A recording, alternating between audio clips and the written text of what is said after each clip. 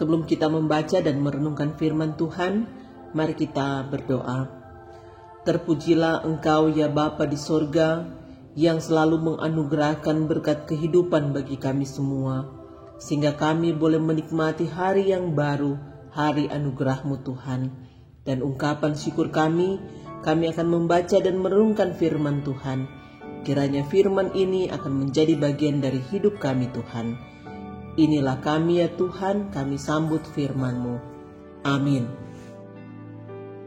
Renungan Harian Keluarga, Senin 13 Juni 2022. Bacaan Alkitab terdapat dalam Lukas 12 ayat 50.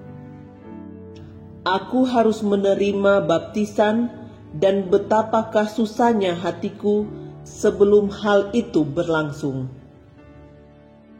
Judul RHK kita pada hari ini, pendamaian melalui baptisan.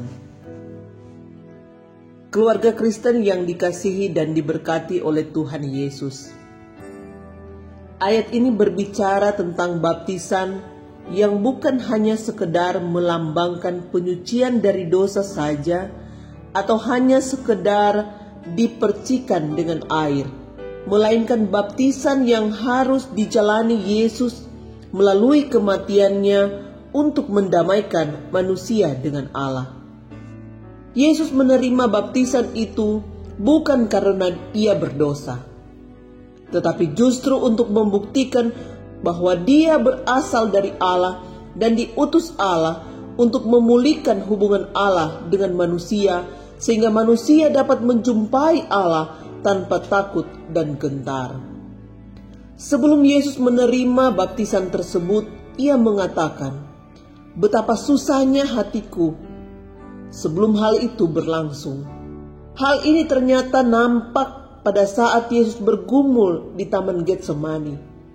Ia berdoa sendiri, peluhnya menjadi seperti titik-titik darah, dan ia berucap, "Ya Bapakku, jikalau Engkau mau, ambillah cawan ini daripadaku.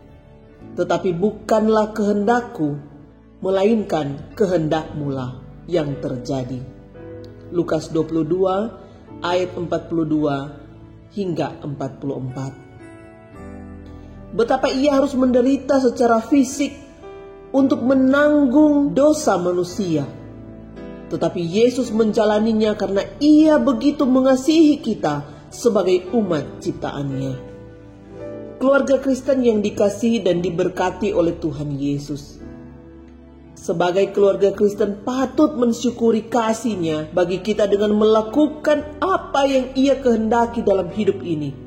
Mulailah dari hal-hal yang sederhana, seperti suami yang mengasihi istri, istri yang menghormati suami, anak-anak yang mengasihi orang tua, rajin belajar, bekerja dengan penuh kejujuran, mencintai gereja Tuhan dengan segenap hati, dan menghargai para pelayan Tuhan. Ketika dipercayakan menjabat dalam berbagai posisi, lakukanlah tugas kerja dengan kesetiaan, serta ingatlah, sebagaimana Kristus sudah mendamaikan dirinya dengan kita sebagai manusia, maka kita akan menjadi agen perdamaian bagi banyak orang demi kemuliaan nama Tuhan. Amin. Mari berdoa. Ya Tuhan, kami bersyukur untuk pendamaian yang sudah Engkau kerjakan melalui pengorbanan Yesus Kristus. Ajar kami untuk mau berdamai dengan orang lain dan memberitakan karya keselamatan-Mu. Amin.